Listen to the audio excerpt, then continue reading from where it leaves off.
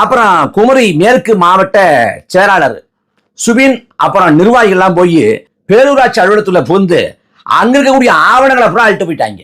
அழுட்டு போன பிறகு பேரூராட்சி தலைவர் போய் காவல் நிலையத்துல இந்த மாதிரி வந்தாங்க, வந்துட்டு அந்த ஆவணத்தை அப்புறம் அழுட்டு போயிட்டாங்க, நீங்க கண்டுபிடிச்சு கொடுங்க, நடவடிக்கை எடுங்கன்னு சொல்லிட்டு பேரூராட்சி தலைவர் போய் காவல் நிலையத்துல புகார் கொடுத்திருக்காரு. அப்புறம் தென்காசி மேற்கு மாவட்ட செயலாளர் நியாஸ் அவர் எங்க போயிருக்காரு, கடைநல்லூர் அம்மா உணவகத்துக்கு போய் அவனும் சாப்பிடல, அங்க போய் நான் ஆய்வு பண்ணணும், பொங்கல்ல நீங்க முந்திரி பருப்பு போட்டிருக்கீங்களா இல்ல நெய் ஊத்துறீங்களா அந்த மாதிரி இதை கேட்டிருக்காப்புல, ரீல்ஸுக்காக அதை கேட்டு அதை அப்படியே காவடியா படம் பிடிச்சு இங்க ஒரு பின்னணி இசையோட போட்டு ரீல்ஸ் போடுறது.